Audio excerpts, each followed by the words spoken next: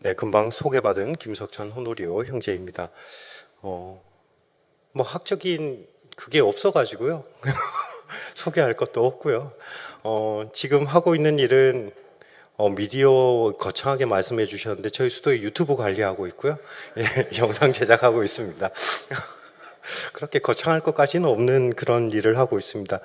예, 저희가 지금 3일째 학술 발표회를 하고 있는데 첫날부터 이렇게 모니터링을 해보니까 어, 오늘 발표하기 앞서서 그냥 앞에 하셨던 말씀이 옳습니다 하면 끝날 내용이더라고요. 다 말씀을 하셔가지고 뭘 해야 될까 참 고민이기도 하고, 그리고 참여받으셔서 회칙이 벌써 나온 지 7년이 넘었기 때문에 웬만한 코멘터리는 다 있습니다. 그래서 뭔가 새로운 것이 나올까? 나오지 않습니다. 그래서 새로운 것이 나온다기보다는 나와 있는 것들을 조금은 이런 관점에서도 볼 수 있고 저런 관점에서도 볼 수 있다. 관점을 조금 다른 차원에서 한번 틀어서 생각해 보자. 이것이 제가 발제하는 주된 내용인 것이고요. 뭐 준비 기간이 어떻고 이런 뭐 어려움들 다 앞선 발제자들께서 하셔서 저는 각설하고 바로 본문으로 들어가도록 하겠습니다. 저한테 주어진 시간도 얼마 없어서 빨리 각설하고 시작하도록 하겠습니다. 제가 준비한 것은 참여받으셔서 회칙과 프란치스칸 영성에 관련된 것인데요. 제가 준비한 발제문은 두 가지 관점에 대한 그런 의문 혹은 지적 호기심을 가지고 이 연구라고 하기엔 너무 거창한데 이 공부를 좀 했습니다. 첫째는 교황 프란치스코의 참여받으셔서 회칙이 정말 새로운 것인가?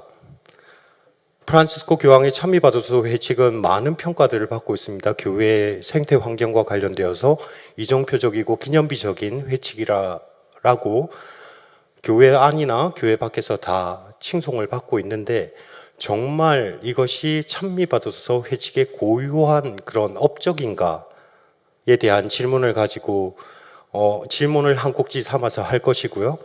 그리고 참미받으셔서 회칙이 가지고 있는 바가 정말 프란치스칸 영성을 다 담고 있는가? 이 두 가지 관점에 대해서 의문을 가지고 이 본문을 시작하려고 합니다. 시작하기에 앞서서 조금 연구에 한계를 두었습니다. 그 교황 프란치스코의 그 참여받으셔서 회칙이 고유한 그런 업적인가를 확인하기 위해서 이전 교황들의 사회 회칙들을 이렇게 쭉 한번 훑어볼 예정입니다. 레오 13세의 새로운 사태 1891년에 나오면서 이제 본격적으로 가톨릭 교회 안에서 사회 교리라고 하는 것이 시작되었는데요. 그때부터 해서 교황 프란치스코의 참여받으셔서 회칙 이전까지의 교황 회칙, 교황 문헌만 한정해서 살펴보도록 하겠습니다. 물론 간추린 사회교리나 다른 주교회의 문헌들도 있지만 발전 과정성이나 고유함을 보기 위해서 조금 한정시킬 필요가 있을 것 같아서 교황 회칙으로 한정을 했고요. 그리고 참여받으셔서 회칙 안에 드러나는 프란치스칸 영성에 관련되어서는 프란치스칸 영성, 프란치스코와 프란치스칸을 언급하는 부분에 한정해서 살펴보도록 하겠습니다. 그 이유에 대해서는 나중에 기회가 되면 다시 말씀드리겠고요. 이 한정된 두 가지 질문과 한정된 그런 배경을 가지고 이 오늘 발표를 시작해 볼까 합니다. 교회의 가르침 안에서 참미받으셔서 회칙이 가지는 그런 역사적인 의미를 살펴보려면 쭉 시작을 해서 교황 레오 그래서 그 이전에 말씀드리면 본문의 내용은 이렇게 구성됩니다.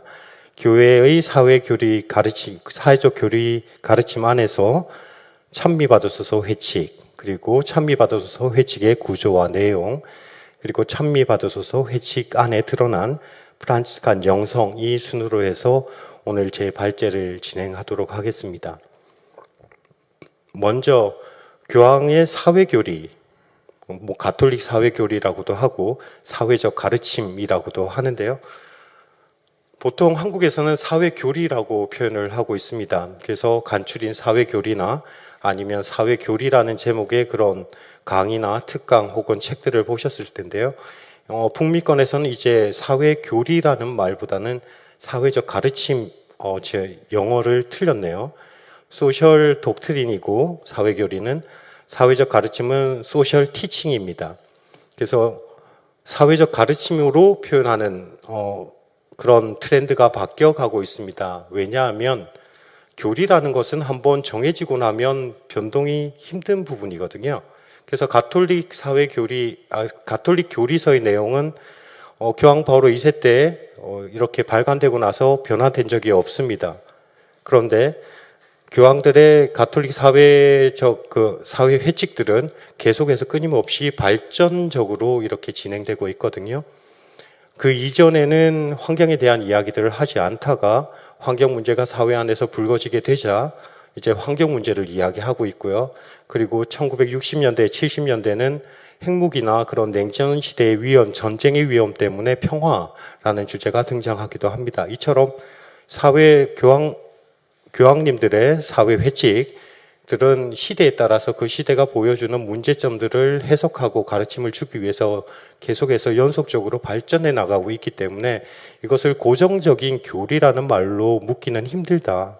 그래서 요즘의 북미권에서의 트렌드는 가톨릭 교회의 사회적 가르침이라는 표현을 많이 쓴다는 점 먼저 말씀드리고 시작하도록 하겠습니다. 이 부분은 제가 조금 전에 말씀드린 바이고요. 교리와 가르침의 그런 어감상의 차이에 대해서 말씀드렸습니다. 그러면 이제 교황들의 사회 회칙에 대해서 이야기를 할 건데요. 1891년에 레오 13세 교황이 새로운 사태라는 교황 회칙, 예전에는 회람 편지라고 했는데 요즘은 회칙이라고 하죠. 그것을 세상에 반포하십니다. 그러면서 가톨릭 교회의 사회적 가르침의 그 시작점이 시작되는데요. 이 당시에 이 회칙이 나오게 된 이유는 급변하는 사회, 어떤 면들에서 급변했냐면 갑자기 산업혁명이 일어나고 산업혁명 안에서 그 사회가 급속도로 발전해 가면서 노동자들의 문제, 인권의 문제, 그리고 사유재산의 문제, 이런 많은 문제들이 일어나고 있었습니다. 노동자들의 인권이 보장되지 않고 그들의 생활 환경이 계속 개선되지 않는 그런 빈부격차의 문제가 커졌기 때문에 그것이 사회 문제화되면서 교황 레오 13세께서는 새로운 사태, 즉 그 전까지 산업혁명 이전까지는 있지 않았던 사태가 이제 새롭게 사회 안에서 문제가 되고 있다. 그리고 이 문제 안에서 교회는 어떻게 할 것인가에 대한 가르침을 내놓으십니다. 레오 13세 교황께서 어떻게 말씀드릴까요? 그냥 사이드로 이렇게 말씀드리면 제속 프란치스칸이셨습니다. 제속 프란치스칸으로서 사회적 관심을 가지고 그 이전에 없던 그런 회칙들, 사회적 가르침을 내놓으셨다는 데 큰 의미가 있고요. 그 이후에 교황님들의 회칙은 계속해서 새로운 사태를 언급하면서 회칙들이 나오기 시작합니다. 바로 그 다음에 있는 것이 피오 11세의 40주년인데요. 40주년이란 회칙도 새로운 사태의 40주년을 기념하면서 나옵니다. 제가 새로운 사태 다음에 나온 40주년 회칙에는 따로 뭔가 코멘트를 넣지를 않았는데요. 그것이 뭐냐 하면 그대로 그 새로운 사태에서 일어났던 노동의 문제, 그 다음에 사유재산의 문제, 공동선의 문제, 그리고 사회주의의 문제, 이데올로기의 문제를 이어받아서 확장시켜서 말씀하고 계시기 때문에 특별하게 코멘트리를 하지는 않았고요. 그 다음에 이제 나오는 회칙이 요한 23세의 어머니요 스승이라는 회칙입니다. 1961년에 반포된 회칙인데요. 이 회칙에서도 여전히 이전 교황들의 그 회칙의 주제들이 계속해서 반복됩니다. 노동의 문제, 인권의 문제. 그러면서 확장되는 것이 시대적으로 시간이 지남에 따라 변화된 것들, 국가 안에서 지역 안에서 그런 발전의 불균형들, 그리고 발전된 나라와 발전되지 않은 나라의 차이들, 그리고 발전된 나라 안에서도 지역 간의 그런 불균형의 문제들, 이 문제들을 이제 이 문제들에 대한 가르침을 어머니요 스승이라는 이 회칙에서 말씀하시고요. 그 이후에 그 다음에 바로 내셨는데요. 지상에서 평화, 지상의 평화라는 회칙은 세계대전 후에 냉전 체제에 따른 국제 평화의 문제에 대해서 이야기를 하십니다. 이때 어떤 일이 있었냐면 점진적으로 핵무기 개발과 그런 냉전 시대가 더 경직화되면서 전쟁의 위험들이 일어나고 있었습니다. 세계 1차 대전, 2차 대전을 거쳤음에도 불구하고 인류는 여전히 전쟁의 문제에 있어서 더 진보적으로 나아가지 못하고 경직화되고 있는 이 상황 안에서 어떻게 평화를 이룩할 것인가, 평화라는 것이 어떤 의미가 있는 것인가에 대해서 요한 23세께서는 이제 회칙을 통해서 말씀하십니다. 이때까지의 교황님들의 사회 회칙은 전혀 환경에 대해서 이야기하지 않습니다. 왜냐하면 사회 안에서 정말 문제가 되고 두려움의 대상이 되던 문제는 이제 환경의 문제는 그때까지는 아니었던 것이죠.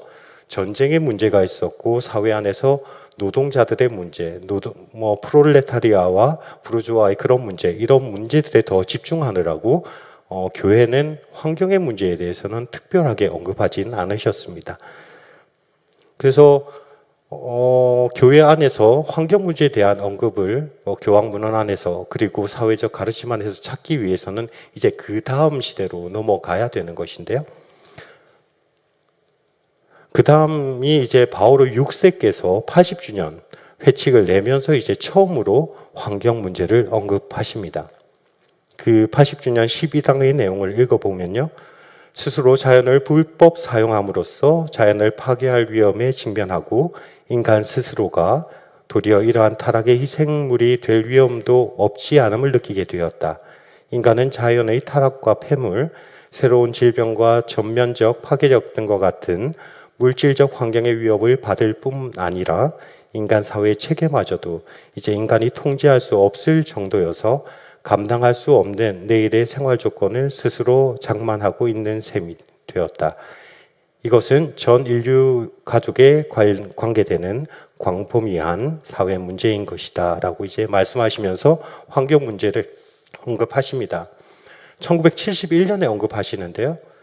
사회적으로 보면 조금 늦습니다. 이미 1960년대 이미 앞전 시간에 들으셨다시피 레이첼 카슨의 침묵의 봄인가요?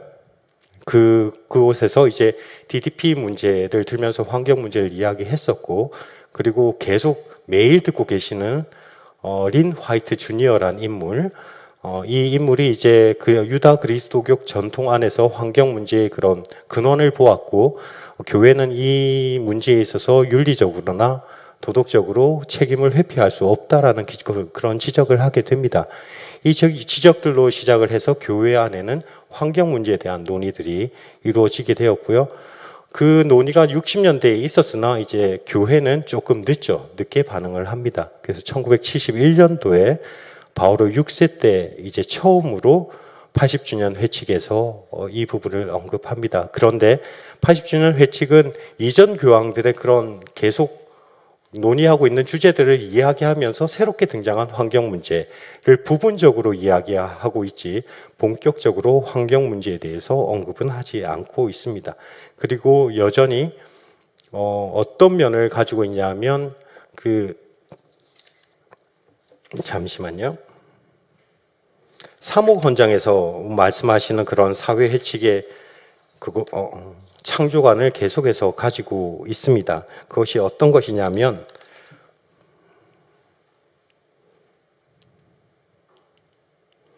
제가 헷갈려서 이걸 잘 못하네요.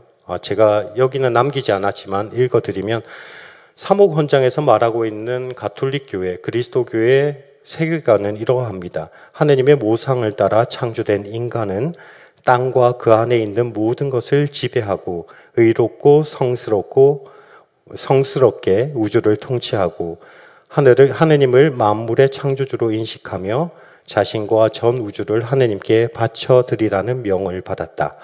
따라서 인간은 만물을 인간에게 복종시킴으로써 하느님의 이름이 우주에 빛나도록 해야 한다 라는 이것이 전통적인 그리스도교의 창조 세계에 대한 인식인 것이고 창조관인 것이고요. 피조물에 대한 인식인 겁니다. 이 인식을 그대로 보면 린 화이트의 그런 교회에 대한 지적이 전혀 틀렸다라고는 말할 수는 없는데 분명히 차이는 있죠. 하느님의 명을 받아서 집행한다는 그 다스림을 한다는 그 점이 차이는 있지만 그 인간 중심적이라는 모든 피조물들에 대해서 인간 중심적이라는 그 색채는 전혀 지우지 못하고 있습니다. 그리고 환경과 관련돼서는 바오로 6세 교황 이후에 바로 이제 요한 바오로 1세 교황께서는 너무 짧게 계셨죠. 요한 바오로 2세 교황으로 넘어가게 되면서 환경 문제가 본격적으로 이제 교황님의 회칙에 드러나게 됩니다. 교황님의 1979년의 회칙인 인간의 구원자를 이렇게 읽어보면 자연 파괴와 관련된 두 가지 문제점을 지적하십니다. 기술주의와 소비주의에 대해서 이야기를 하십니다. 장기적이고 진정 인본주의적인 계획의 범위를 이탈한 기술공학의 통제 불가능한 발전이 인간의 자연 환경을 흔히 위협하고 인간과 자연의 상호관계에서 인간을 소외시키며 인간을 자연에서 이탈시키고 있다. 인간은 자연 환경을 놓고서 즉각적인 이용과 소비에 유익한 것 말고는 다른 의미를 발견하지 못하는 듯하다. 이것이 인간의 구원자 15항에 나오고 있는 문제입니다. 지금 요한 바오로 2세께서 지적하셨던 이 문제는 나중에 찬미바도서 회칙에 그대로 그 개념이 이어져서 지금 우리가 마주하고 있는 그런 생태 위기의 근원을 이야기할 때 다시 그 안에 포함되어서 이야기가 됩니다. 그리고 교황 교서로서 인테르 상토스 1979년도에 내셨는데요. 이 교서에서는 아시시의 성 프란치스코를 생태계의 보호를 위해 일하는 사람들의 천상 수호성인으로 이렇게 선포하십니다.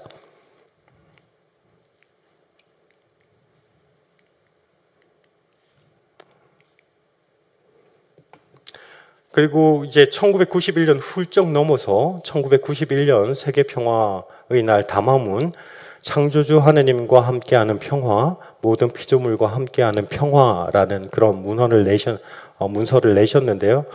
이 평화의 날 담화문이 의미를 지니는 것은 처음으로 환경 문제라는 단 하나의 주제를 다루고 있는 최초의 교황 문헌입니다. 찬미바도소서 회칙은 교황의 회칙으로서 처음으로 한 가지 주제에 집중한 회칙이라면 세계 평화의 날 담화문은 처음으로 환경 문제에 집중해서 교황님이 내놓은 담화문이라는 것입니다. 여기서 환경 문제라는 단 하나의 주제를 다루었고요. 새로운 생태학적 각성은 시대에서 요청하는 바이다라고 이야기를 합니다. 자연 황폐화의 원인은 경제적 이익에 따른 자연과의 조화를 무시하고 과학기술 발전을 무차별적으로 적용함으로써 이루어지고 있다라고 현대에 일어나고 있는 환경 문제에 대해서, 생태계의 문제에 대해서 그 1991년에도 지적하셨고요. 그리고 1991년에 나온 100주년 회칙이 있습니다. 이 100주년 회칙은 바로 새로운 사태를 회칙을 100주년 기념하는 기념 회칙입니다. 회칙에서 부분적으로 이렇게 다시 환경에 대해서 나누고 있는데요. 이 회칙에서 제가 중점적으로 봤던 부분은 처음으로 동물의 보호에 대해서 이야기를 하십니다. 교황 문헌에서. 즉 그렇게 함으로써 이제 종의 보호, 생물 종의 보호가 인간 환경과 어떻게 연관이 되고 있는지를 처음으로 100주년 회칙에서 말씀하시고요. 자연 환경과 인간 환경의 상호 연관성을 이야기하시면서 그리고 자연 생태만이 아니라 인간 생태학에 대해서 처음으로 교황님께서 언급하십니다. 이제 더 이상 생태학이라는 개념이 자연의 그런 유기물들의 관계성만 연구하는 것이 아니라 인간과의 관계성도 연구되어야 된다는 것을 의미하는 것이 바로 인간 생태학인 것이고요. 이것이 요한 바오로 2세의 100주년 회칙에서 부분적으로 다루고 있는 것입니다. 그 다음에 베네딕토 16세로 이제 넘어오도록 하겠습니다. 베네딕토 16세 교황 같은 경우 어떠세요? 베네딕토 16세 같은 경우는 별로 그렇게 인기가 많으셨다라는 느낌은 없습니다. 요한 바오로 2세 교황님과 프란치스코 교황님 사이에 끼이셔서 되게 냉철한 독일인의 모습으로 그렇게 차갑게 인식이 되어 있는데, 그래서 우리는 이런 점들을 잘 모릅니다. 생태와 관련되어서 베네딕토 16세의 별명이 뭔 줄 아세요? 녹색 교황이라는 별명도 가지고 계신데 들어보신 적 있으세요? 전혀 그렇지 않죠.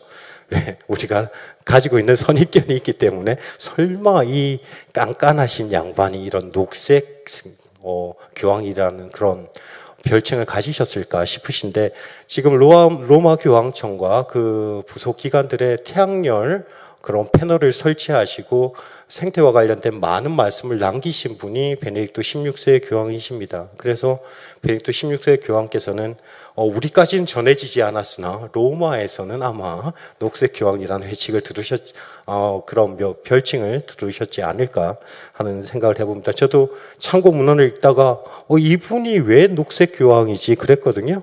저도 처음 들어봐서요.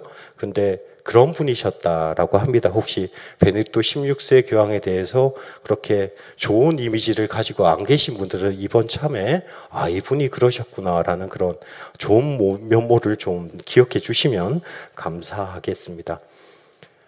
제40차 세계 평화의 날 담화에서 이제 요한 바오로 2세께서 이전 100주년에서 인간 생태학을 말씀하셨다라고 제가 좀 전에 언급했잖아요.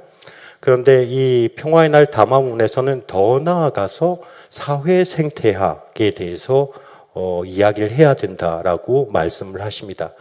자연의 문제가 인간과 연결되어 있다는 정도가 초기 사회 회칙에 드러나는 인식이었다면, 요한 바오로 2세의 100주년 회칙에서는 자연과 인간이 얼마나 밀접하게 연결되어 있고 인간 또한 이 안에 있다는 것을 말하기 위해 인간 생태학을 언급하셨고요. 인간과 자연과의 문제만이 아니라 인간 사회 안에서 어떻게 관계를 맺고 이 관계들이 파괴될 때 어떤 문제가 일어나는지에 대한 연구를 해야 된다는 그런 의미에서 사회 생태학의 개념을 도입하십니다.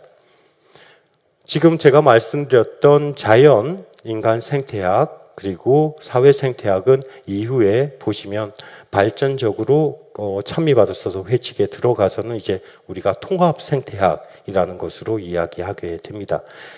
그리고 교황공고 사랑의 성사가 있는데요. 교황 문헌이 있는데요. 제가 이 부분을 언급한 이유는 전례 안에서 자연과 인간의 관계를 묵상하는 예를 제공하십니다. 이것에 대해서 조금 말씀드리면, 지금 각 본당들이나 교회 단체들에서 생태와 관련된 전례 예식을 어떻게 거행하고 있나요?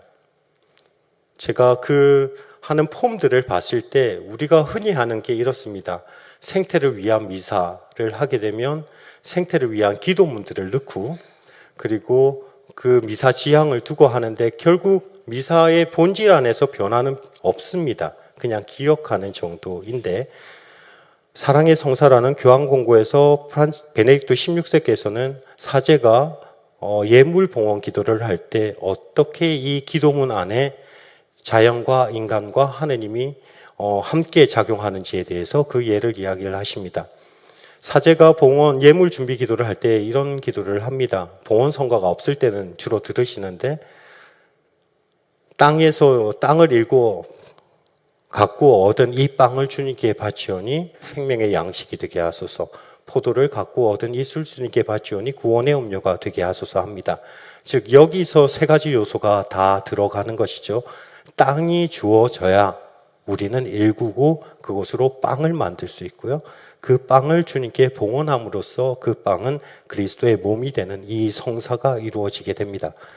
그와 마찬가지로 성혈 또한 포도를 가꾸는, 포도도 이 자연이 우리에게 주는 자연의 역할을 즉 온전히 했을 때 그것을 우리에게 주게 되고, 우리가 그 자연의 산물을 인간의 노동, 땀과 노력으로 포도주로 바꾸고 빵으로 바꾸어서 이것을 주님께 봉헌할 때 이 안에서 이제 이 빵과 포도주는 그리스도의 몸과 피가 된다는 이 성사성이, 자연과 인간과 하느님이 함께하는 이 온전한 성사성이 이루어진다라고 이야기를 합니다. 우리는 흔히 성사론이나 성사에 대한 이야기를 들을 때 하느님의 은총에 대해서만 이야기를 하지만 교황 베네딕토 16세께서는 사랑의 성사라는 이 교황 공고에서 성사라는 것은 결국 자연과 인간과 하느님이 한데 작용을 할 때 이루어지는 것이다. 그렇기 때문에 자연이 해야 되는 역할, 인간이 해야 되는 역할, 이것이 전례 안에서 어떻게 드러나고 있는지를 사랑의 성사라는 그런 교황 공고에서 말씀하고 계시기 때문에 하나의 우리가 미사를 참석하고 경신에 참석할 때 그 주어진 기도문 안에서 이것이 어떻게 생태적인 연관을 가지고 있고 우리가 묵상할 수 있는가를 바라볼 수 있는 그 예를 제공하기 때문에 제가 교황 공고의 사랑의 성사 이 부분을 교황의 주요한 문헌 중에 하나로 그렇게 넣었습니다. 그리고 진리 안에 사랑, 베네딕토 16세의 중요한 사회 회칙인데요. 여기서는 가톨릭 교회가 바라보는 자연과 인간과의 관계에 대해서 명확하게 명시하십니다. 제가 조금 길지만 읽어보면 인간을 비롯하여 자연을 단순한 우연이나 진화 결정론의 결실로 볼 때 책임의식이 무디엇입니다. 신앙인은 자연 안에서 하느님의 창조 능력 외에 창조 활동의 놀라운 결과를 깨달아 책임감 있게 자연을 이용하여 피조물의 본질적 균형을 존중하면서 물질적 욕구든 아니든 인간의 정당한 욕구를 충족시켜 갈 수 있습니다. 이러한 전망을 잃어버리면 인간은 자연을 손대어서는 안 되는 금기로 여기거나 반대로 남용하고 맙니다. 두 자세 모두 자연을 하느님의 창조의 결실로 보는 그리스도교의 자연관에 위배됩니다. 라고 이야기를 합니다. 이걸 요약해서 말씀드리면 그리스도교에서 바라보는 생태적 자세는 그리스도교가 가지는 생태적 자세는 생태 중심주의도 아니고 인간 중심주의도 아닌 것입니다. 어제 이제 우리가 맹영성 교수님께서 하셨던 그런 가톨릭 교회의 그런 생태적 전망을 봤을 때 가톨릭 교회의 교도권은 어제 저희가 나누었던 그 내용들을 온전히 받아들일 수 없는 자세를 취하고 있죠. 인간이 중심이 되는 것이 바로 생태학적, 그리스도교적 인간 중심주의고 이것이 그리스도교가 지금까지도 유지하고 있는 생태적 자세입니다. 그래서 우리가 기도를 하고 많은 것을 풍요롭게 하기 위해서는 교회 밖이나 가톨릭 교회 안에서 말되어지는 생태 신학에 대해서 참조는 할 수 있겠으나 이것이 교회의 그런 교도권 안에서 받아들여지고 있는 것과는 조금은 차이가 있다는 것을 늘 염두에 두셔야 교회 안에서의 갈등이 안 생길 것 같아요. 교회가 말하는 것을 이거다라는 것을 확장해서 할 때 조금 어려움이 생길 수 있으니 교회가 말하는 것은 분명하게 이것인 것이고 이것이 개인 안에서 영성화될 때는 그 폭을 확장시킬 수 있지 않을까 그런 생각을 해봅니다. 아무튼 진리 안의 사랑에서 말하고 있는 베네딕토 16세께서 말하고 있는 이 자연관, 생태관은 찬미받으소서 회칙에서도 별반 차이 없이 그대로 받아들여집니다. 그래서 찬미받으소서 회칙은 뭔가 이전에 교황님 그 교회가 가지고 있던 자세에서 태세 전환을 하여서 전혀 다른 그런 생태 중심적인 그런 생태관을 가지고 있다라고 말씀하시는 것은 어폐가 있는 것이죠. 이 교황의 선임 교황의 이 모든 자세들이 이제 다시 찬미받으소서 회칙 안에서 드러나게 됩니다. 그래서 이제 지금까지는 이제 찬미받으소서 회칙 이전까지의 내용에 대해서 살펴보았는데요. 이전까지의 내용은 이러합니다. 시대적 상황의 요청에 따라 교회는 교황님께서는 사회 회칙으로서 문제에 대해서 가톨릭 교회의 가르침을 통해서 응답하셨습니다. 그것이 노동의 문제, 평화의 문제, 그리고 환경의 문제에 대해서 언급해 오셨습니다만은 늘 즉각적으로 반응하지는 않고 조금은 교회는 한 발짝 뒤쳐져서 이야기하고 있는 듯한 그런 인상도 없지 않아 있습니다. 그리고 찬미받으소서 회칙 이전까지의 그런 교회의 생태적 문제, 환경의 문제에 대하는 태도나 자세는 완전히 생태 중심적인 그런 자세도 아닌 것이고 인간 중심적인 완전히 인간 중심적인 그런 자세도 아닌 그 중간쯤에 있는 그리스도교적 인간 중심주의라는 자세를 취하고 있습니다. 그런데 여전히 요한 바오로 2세 때까지만 해도 그 자연과 관련되는 그런 문제에 있어서 자연에 대한 태도는 지배적인 태도가 더 강했습니다.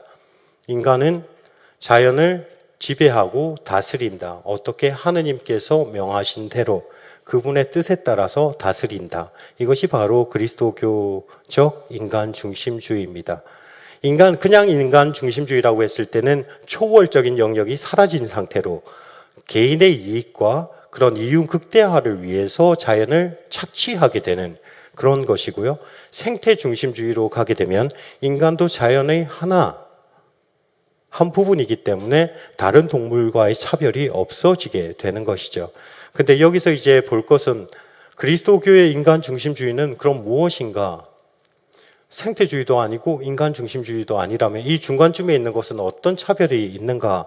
그것은 바로 초월의 영역이 있다는 것입니다. 즉 창조주 하느님이 그 생태 중심주의와 인간 중심주의에는 없었던 초월의 영역, 창조주 하느님을 두고 인간은 지배하고 다스린다.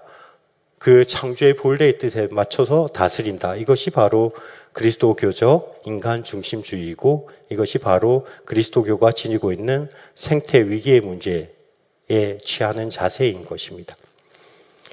그리고 이제 2015년에 오면 교황 프란치스코께서 아주 중요한 회칙을 반포하십니다. 바로 우리 모두가 알고 있는 찬미받으소서 회칙인데요. 찬미받으소서 회칙의 의의에 대해서는 이미 많이 알고 있습니다. 그리고 회칙의 내용도 잘 알고 계시죠? 잘 알고 계시라고 봅니다.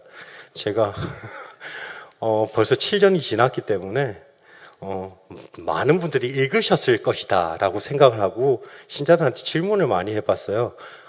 찬미받으소서 회칙 다 읽으셨죠? 하면 읽었으면 반응이 열렬할 건데 열렬하지는 않았습니다. 많이 들어봤으나 읽어보지는 않았다가 대다수인 것 같은 그런 느낌인데요. 그래도 찬미받으소서 회칙을 우리가 많은 그 신부님들의 강의나 특강이나 그런 것들을 통해서 접했기 때문에 그 내용은 이미 다 알고 계실 것입니다. 의의를 우리가 복습하는 차원에서 살펴보면 찬미받으소서 회칙은 사회적으로 가장 많이 인용되고 언급된 교황 회칙입니다. 기후변화 전문가, 정치인, 환경운동가, 국제기구 등등에서 늘 환경과 생태 문제를 이야기할 때 중요하게 인용하고 있습니다. 교황 프란치스코의 찬미받으소서 회칙을. 그리고 찬미받으소서 회칙은 첫 번째로 생태 문제만을 다룬 회칙이고요. 찬미받으소서 회칙이 이제 배포되는 것도 다양한 방법으로 배포가 됩니다. 그동안은 교회의 일반적인 채널을 통해서 반포가 되었는데 이제 여러 플랫폼들을 통해서 반포가 됩니다. 소셜미디어를 통해서도 반포가 되고요. 전혀 다른 모습의 그런 교황청의 좀 유연화된 그런 모습을 볼 수 있는 그런 것이었고요. 그리고 찬미받으소서 회칙은 역대 교황들과 교황청 문헌만이 아니라 과학 연구물, 지역 주교회의 문헌, 신학, 철학 연구물, 타 그리스도교의 문헌을 참조하고 인용하고 있습니다.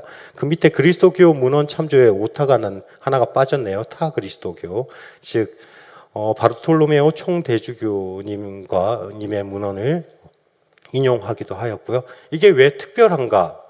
특별하게 느껴지시나요? 왜 특별하죠? 이 왜 특별한가를 알기 위해서는 그 이전이 어떻게 해야 되는지를 알아야 됐는데 그 이전에는 이런 문헌들이 전혀 교황 회칙에 인용되지 않았다는 것입니다. 그래야 이 부분이 정말 특별한 것이구나 라고 말할 수 있습니다. 교황님의 사회 회칙은 교황님의 일반적인 교도권의 행사하는 것에 포함됩니다. 교도권을 행사함에 있어서 교황님의 오롯한 그런 교회의 전승과 성경과 이전 교황님들의 문헌을 바탕으로 교도권을 그동안 행사해 오셨는데 여기에 과학적인 연구물이 들어가게 되는 것이고요. 그리고 철학, 신학의 그런 연구물들이 들어가게 됩니다. 그리고 지역주교회의 문헌도 들어가게 됩니다.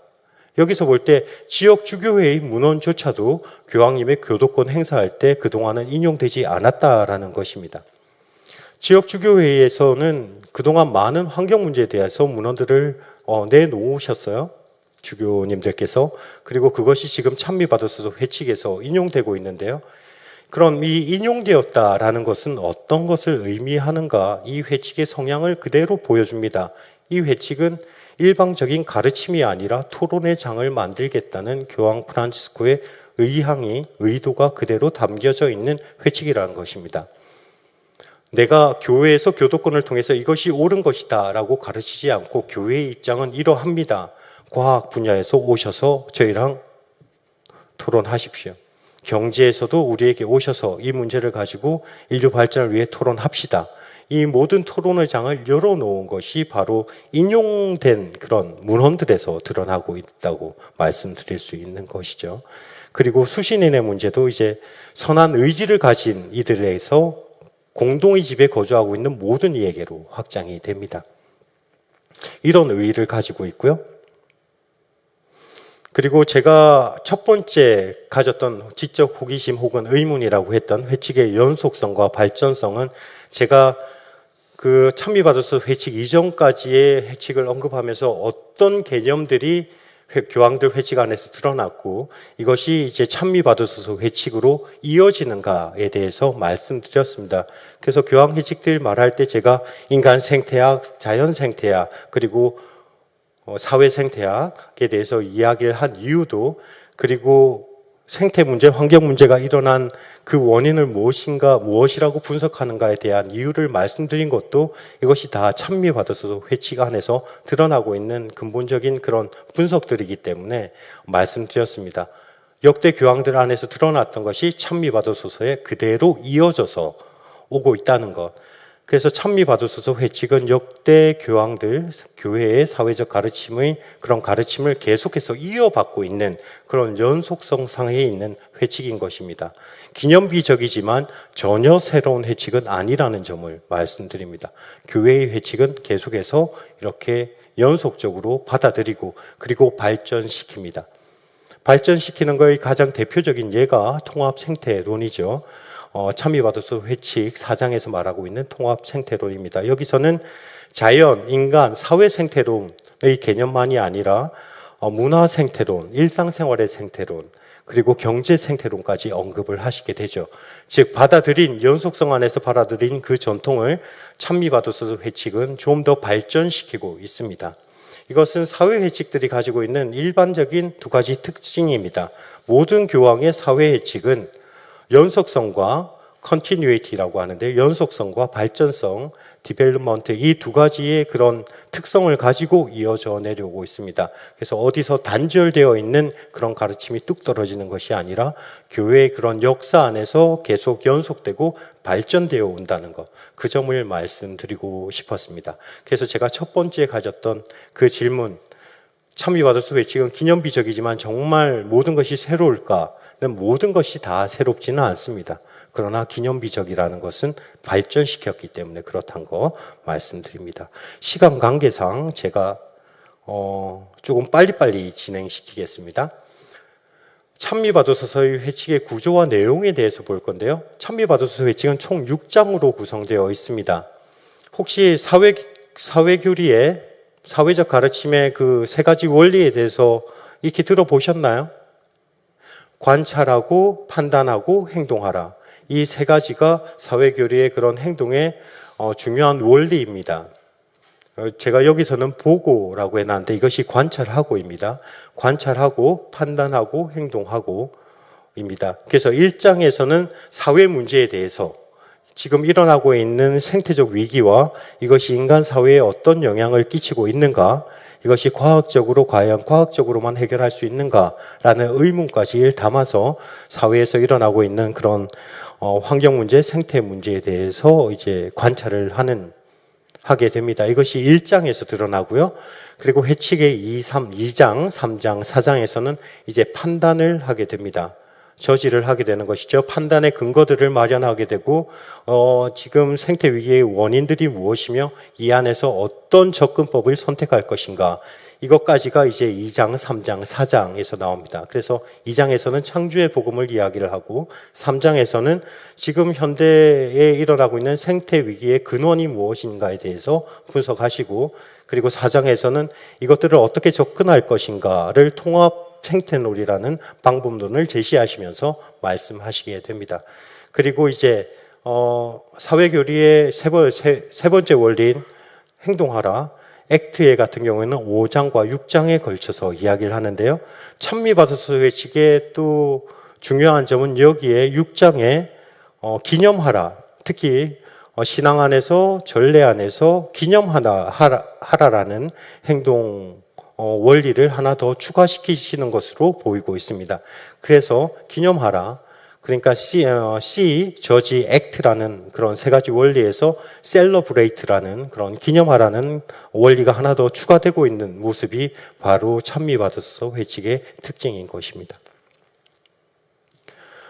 제가 간략하게 말씀드렸던 이 회칙의 내용, 구조는 이제 제가 다 말씀드렸는데 회칙의 내용은 이미 알고 계시기 때문에 시간 관계상 생략하도록 하겠습니다. 점프하도록 하겠습니다.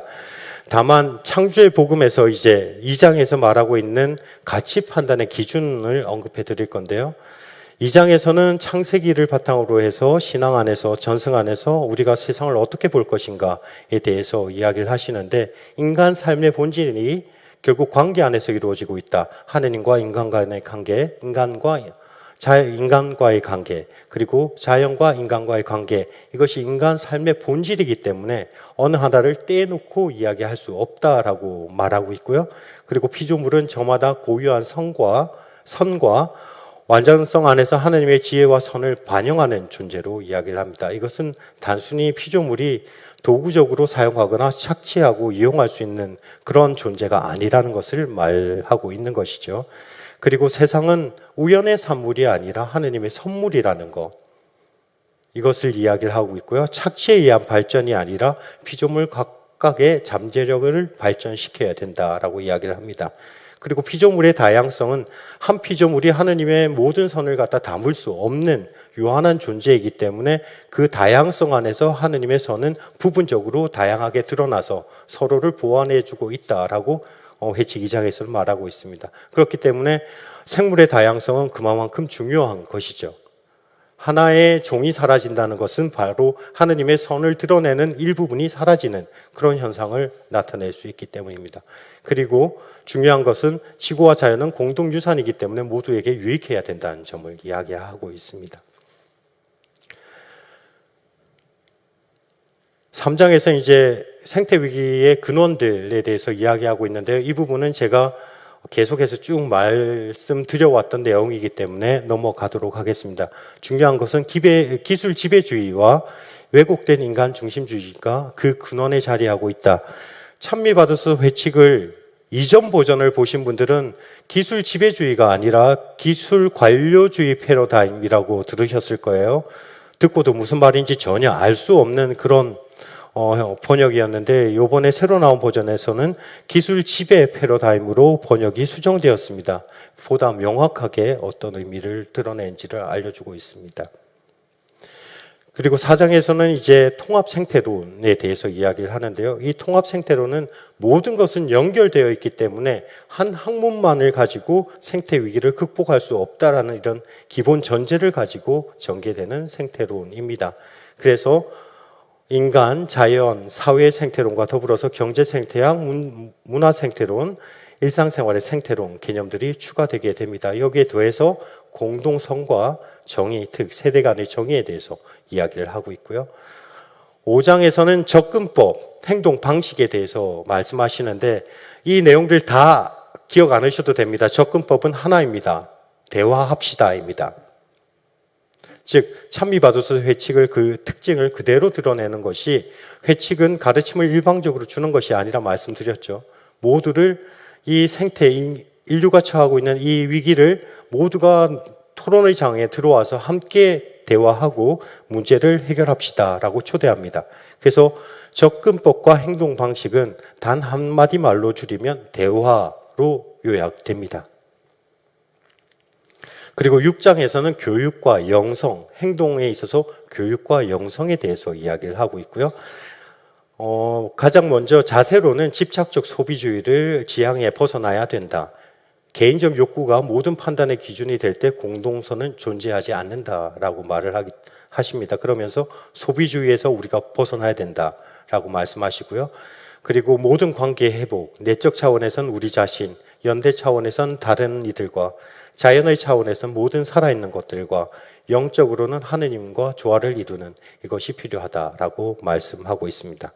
그리고 이어서 이제 제가 말씀드렸던 네 번째 원리, 기념하라, 셀러브레이트의 개념이 나옵니다. 신비 체험 없이는 생태를 위한 삶은 없다라는 그런 전제 안에서 생태 영성의 기초, 생태적 회개에 대해서 말씀하시고요. 무상성과 감사의 태도, 그리고 친교에 대해서 이야기를 하십니다. 이렇게 해서 간략하게 내용과 구조를 살펴봤고요. 큰일 났네요. 제일 중요한 이 부분을 해야 되는데 시간이 없으니 아주 짧게 빨리 끝내도록 하겠습니다. 과연 찬미받으소서 회칙에서 드러나고 있는 프란치스칸 영성 무엇인가에 대해서 말씀드리는데요. 제가 왜 이 부분을 짧게 말씀드리냐면 제 뒤에 계신 발제자께서 제가 부족한 부분은 다 채워주시리라는 그런 희망을 가지고 있기 때문에 그렇습니다. 그리고 중복되는 부분이 많아요. 그래서 제가 말씀드리는 걸 부족한 부분은 우리 김일등 모세 신부님께서 발제하시면서 다 설명해 주시리라 믿고 간략하게만 말씀드리겠습니다. 찬미받으소서에는 성 프란치스코를 12번 인용하고요. 보나벤투라를 3번 인용합니다. 즉 프란치스코를 직접 인용한 부분에 대해서 살펴보고 그 안에서 이제 영성적인 것을 도출해 보니까 첫 번째 삼위일체적 관계입니다. 삼위일체적 관계는 프란치스칸 영성 안에서 삼위일체의 내재적 원리를 사랑으로 보고 있습니다. 즉 하느님은 그 안에서 삼위가 어떻게 일체되는가, 서로에게 향하는 사랑, 그 하느님의 선의 그런 기본적인 개념은 자기 확상성을 가지고 있다라는 것을 기본으로 하기 때문에 그 내재적 원리는 서로에게 사랑을 내어주는 사랑으로 합일이 되고요. 그것이 외적으로 표현된 것이 프란치스칸 전통 안에서는 창조라고 보고 있습니다. 그래서 이 내적인 원리가 외적으로 표현되어서 창조된 이 피조물들도 하느님과 같이 삼위일체적 관계 안에서 모든 연관성을 맺고 있다라고 말하는 것이 이제 프란치스칸 삼위일체적 관계인데요. 이것을 교황님께서는 인용을 하고 계십니다. 보나벤투라의 말을 빌어서 인용하고 계십니다. 그리고 이것은 피조물의 노래, 프란치스코의 피조물의 노래에서도 나오고 있는 바이고요. 피조물의 노래는 좀 낯설시죠. 태양의 노래라고 말씀드리면 되는데 태양의 노래는 첫 부분부터 죽음 그 이전까지 인간의 행동까지 볼 때 특별한 점이 무엇이냐면 각 피조물의 내재적 가치에 대해서 이야기하고 각 피조물이 각자의 역할을 통해서 서로에게 어떻게 연결되어 있는가를 성 프란치스코는 시적 표현으로 이렇게 노래하고 있습니다. 이것이 그대로 드러나는 것이 이제 태양의 노래라고 할 수 있는데요. 이는 찬미받으소서 회칙의 모든 것은 서로 연결되어 있고 이 연결성이 바로 삼위일체적 관계와 관련되어 있다라고 말하는 것이 찬미받으소서 회칙에서 인용하고 있는 그런 바에서 도출한 프란치스칸 영성의 요소입니다. 그리고 뭐가 잘못됐네요. 오타가 좀 있는데 두 번째는 우주적 형제입니다. 그 자료를 읽어보시고 여기서 말씀드릴 것은 우리가 인간 중심적으로 자연을 대하는 태도는 지배 모델이라고 생태학에서 이야기를 합니다. 요즘에 즉 착취하고 지배하는 모델, 그리고 관리자 모델은 하느님의 대리인으로서 관리하는 모델, 그리스도교의 모델인 것이고요. 프란치스칸 우주적 형제는 가족 모델, 혈족 모델이라고 합니다. 킨십 모델이라고 하는데요. 그 그리스도교 인간 중심주의보다는 조금 더 이런 인간을 중심에 놓지 않는 그런 생태론적 태도입니다. 즉 무엇이냐면 아까 이거는 김현태 루카 신부님께서 발제하시면서 말씀하셨는데 하느님이 중심이 되는 관계성입니다. 모든 것은 하느님을 중심에 두고 관련 맺기 때문에 인간이 중심이 되지도 않고 자연이 중심이 되지도 않는 그런 이론론적 세계관을 가지고 있는 것이 바로 프란치스칸의 그런 생태적 태도입니다. 여기서 하느님을 빼버리게 될 때는 문제가 되는 것이죠. 이 부분에 대해서 이제 찬미받아서 11항은 다음과 같이 말하고 있는 것입니다. 그리고 다음은 이제 신비의 체험. 아까 교황님께서 생태적 삶은 신비 체험 없이는 살 수 없다라고 이야기를 하셨는데요. 이 프란치스칸 영성 안에서는 이제 자연 안에서 하느님의 현존을 발견하고 그를 통해서 하느님께 나아가는 이런 영성적 자세를 가지고 있습니다. 그래서 찬미받아서 회칙에서 말하고 있는 바를 인용했고요. 그리고 찬미받아서 회칙에서 인용된 거, 프란치스코의 정기, 프란치스코는 세상의 모든 아름다움을 통해서 하느님께 나아가려고 했다라는 내용을 인용했습니다. 그리고 보나벤투라 성인 같은 경우는 피조물들은 하느님을 이렇게 드러내는 흔적을 가지고 있는 것이고, 그리고 피조물들이 사다리 역할을 하여서 그 피조물들을 통해서 우리는 하느님께 나아갈 수 있다라고 말씀하시면서 이제 피조물을 통한 간상에 대해서 언급하고 있고요. 마지막으로는 이제 무상성과 감사입니다. 찬미받아서의 지금 무상성과 감사를 직접적으로 프란치스칸 영성에 연결시키지는 않고 있습니다. 인용을 통해서. 근데 단 11항에서 프란치스코의 청빈과 검소는 피상적 금욕주의가 아니라 좀 더 근원적인 것이라는 이 인용에서 무상성과 감사에 대해서 이야기할 수 있을 것 같습니다. 프란치스칸 전통은 그 전통 안에서는 창조는 하느님의 사랑의 선택입니다. 우연의 산물도 아닌 것이고 반드시 필요하기 때문에 창조해낸 것도 아닌 하느님의 사랑 안에서 하느님 스스로 선택하신 그런 선물인 것입니다. 거저 주어진 것이죠. 이 개념에서 바로 무상성이라는 것이 나옵니다. 우리는 우리의 노력 없이 거저 주어진 자연 환경 안에서 살아가고 모든 것 안에서 살아가는데, 여기서 이 부분이 생략되어 버릴 경우는 인간 중심적으로 착취할 수밖에 없다는 것이죠. 반대로 거저 주어졌다면 이것은 우리가 감사하고 필요에 의해서 사용하고 필요한 이들에게 나눠줄 수 있는 이런 자세를 취할 수 있게 된다는 것을 이제 회칙에서는 이야기하고 있는데, 이것이 프란치스칸의 가난과 연결해서 살펴볼 수 있는 부분이 아닐까 싶습니다. 이렇게 해서 제가 대충은 살펴봤고요. 두 번째 질문이었던 과연 찬미받아서 회칙 안에서 드러나는 프란치스칸 영성은 어떤 것이었는가? 제가 4가지 점을 들어서 말했지만 찬미받아서 회칙이 프란치스칸 영성의 전반을 다 담고 있지는 못합니다. 프란치스칸의 생태적 자세는 제가 말씀드렸다시피 킨십 모델, 혈족적 모델이라고 하지만 찬미받아서 회칙은 언급은 하고 있으나 여전히 인간 중심적인 그런 그리스도교적 자세를 취하고 있습니다. 인간이 중심이 됩니다. 뭐든지 인간의 공공의 이익을 위해서 이야기할 수 있고, 피조물들은 그 가치는 하느님의 내재적 가치도 있고 중요한 역할을 하고 있지만 결국 그 관계성을 놓고 볼 때 인간은 하느님과 자연의 중간 그 위치에 있는 관리자 모델에 여전히 더 가깝다는 것. 이전보다는 많이 누그러뜨려졌지만 여전히 교회는 킨십 모델로 완전히 넘어가지 못하고 가족 모델로 완전히 넘어가지 못하고 여전히 관리자 모델에서 그 가족 모델, 우주적 형제의 그 사이 어디쯤에 있는 그런 애매한 자세에 있다라고 보고 있습니다. 이것이 제가 분석한 바인 것이고요. 그러나